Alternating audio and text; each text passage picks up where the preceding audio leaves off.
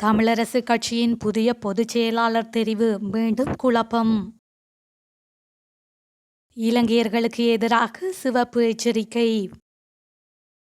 இலங்கை விவகாரத்தில் தலையிட வேண்டாம், அமெரிக்காவின் கருத்துக்கு ரஷ்யா பதிலடி.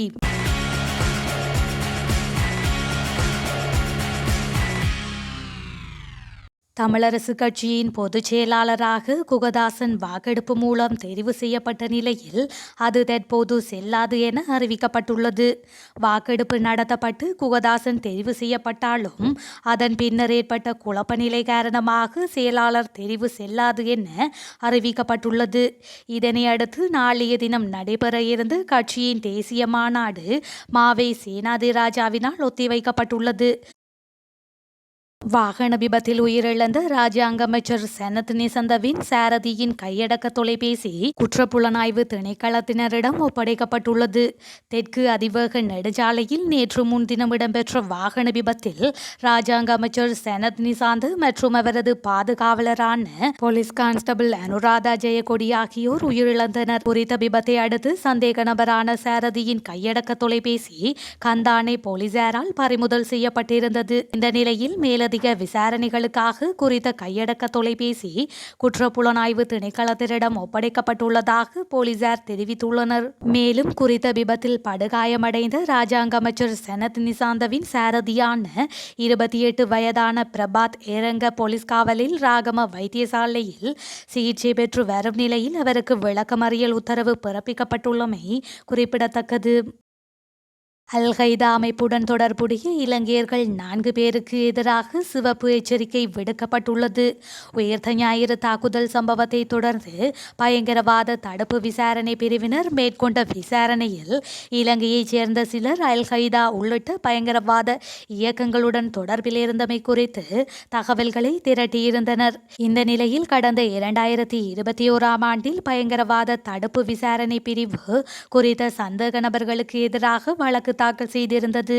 அத்தோடு கொழும்பு மேல் நீதிமன்றில் 10 சந்தேக நபர்களுக்கு எதிராக வழக்கு தாக்கல் செய்திருந்த நிலையில் மேலும் 5 சந்தேக நபர்களுக்கு எதிராக சட்டமா அதிபரால் குற்றப்பத்திரிகை தாக்கல் செய்யப்பட்டுள்ளதுடன் வழக்கு தற்போது விசாரணையில் உள்ளது. இந்த நிலையில் வழக்குடன் தொடர்புடைய மேலும் 4 பேர் இலங்கையை விட்டும் வெளியேறி வேறு நாடுகளில் வசிப்பதாக பயங்கரவாத தடுப்பு விசாரணை பிரிவினர் நேற்று கொழும்பு மேல் நீதிமன்றில் அறிக்கையொன்றை சமர்ப்பித்திருந்தனர். மேலும் அவர்களுக்கு எதிராக சர்வதேச பிடியாணை ஒன்றை பிறப்பிக்குமாறும் நீதிமன்றில் கோரிக்கை விடுத்திருந்தமை குறிப்பிடத்தக்கது. ஸ்ரீலங்கா சுதந்திர கட்சியை முதன்மையாக கொண்டு புதிய அரசியல் கூட்டணியொன்று அமைக்கப்பட உள்ளதாக அரசியல் வட்டாரங்கள் தெரிவித்துள்ளன. இந்த கூட்டணியின் தலைவராக முன்னாள் அதிபர் சந்திரிகா பண்டாரநாயக்க குமாரதுங்க தெரிவு செய்யப்பட்டுள்ளதாகவும் இந்த பொறுப்பை ஏற்க அவர் இணக்கம் தெரிவித்துள்ளதாகவும் செய்திகள் வெளியாகியுள்ளன. சுதந்திர கட்சியை முதன்மையாக கொண்டு புதியதொரு கூட்டணியை ஆரம்பிப்பது தொடர்பான பேச்சுவார்த்தைகள் முன்னெடுக்கப்பட்டுள்ளதாக அரசியல் வட்டாரங்கள் தகவல் தெரிவித்துள்ளன. அத்துடன் இந்த கூட்டணியில் சுதந்திர கட்சியை பிரதிநிதித்துவப்படுத்தும் உறுப்பினர்கள் மாத்திரமன்றி ஏனைய அரசியல் கட்சிகளை பிரதிநிதித்துவப்படுத்தும் தரப்பினரும் இணைத்துக் கொள்ளப்படுவார்கள் என தெரிவிக்கப்பட்டுள்ளது.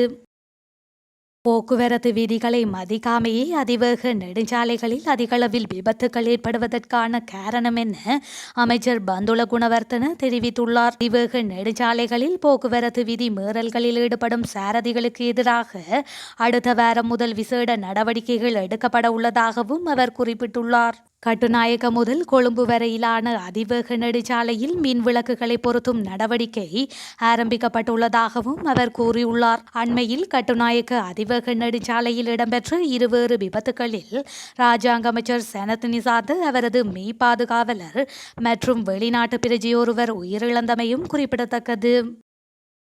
இணையவழி பாதுகாப்பு யோசனை கட்டுப்பாடுகள் என்பது இலங்கையின் உள்நாட்டு பிரச்சினை எனவும் இதில் வெளிநாட்டு சக்திகளின் தலையீடு முற்றிலும் பொருத்தமற்றது மற்றும் ஏற்றுக்கொள்ள முடியாதது என்றும் ரஷ்ய தூதுவர் குறிப்பிட்டுள்ளார்.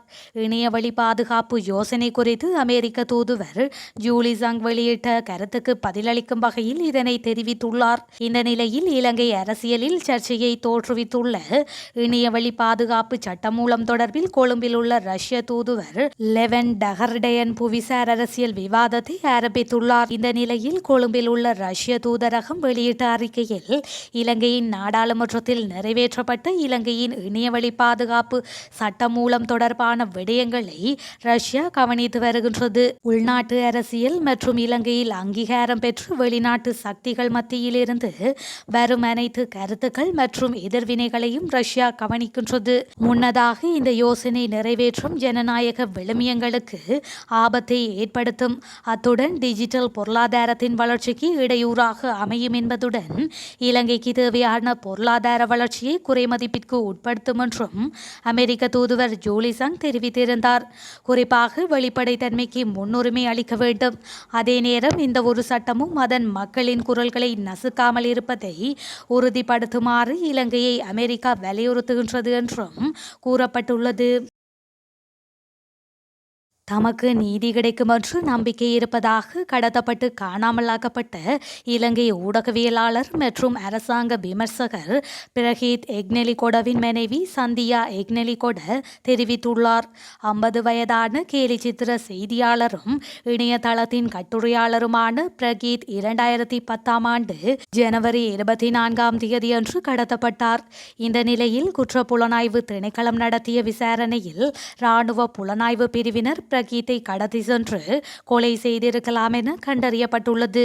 கோட்டாபய ராஜபக்ஷ 2019 நவம்பரில் ஜனாதிபதியாக தேர்ந்தெடுக்கப்பட்ட போது 9 இராணுவ அதிகாரிகளுக்கு கடத்தல் மற்றும் கொலை குற்றச்சாட்டுகள் சுமத்தப்பட்டன.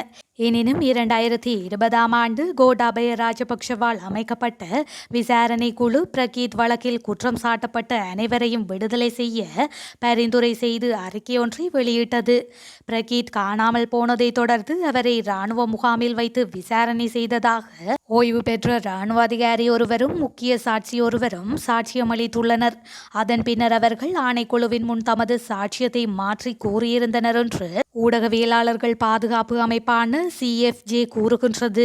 கோட்டாபய ராஜபக்ஷ 2022இல் பதவி விலகிய நிலையில் ஊடகவியலாளர்களுக்கு எதிரான கடுமையான குற்றங்கள் தொடர்பாக பிரகீத்தின் வழக்கு மட்டுமே தற்போது நடந்து வருகின்றமை குறிப்பிடத்தக்கது.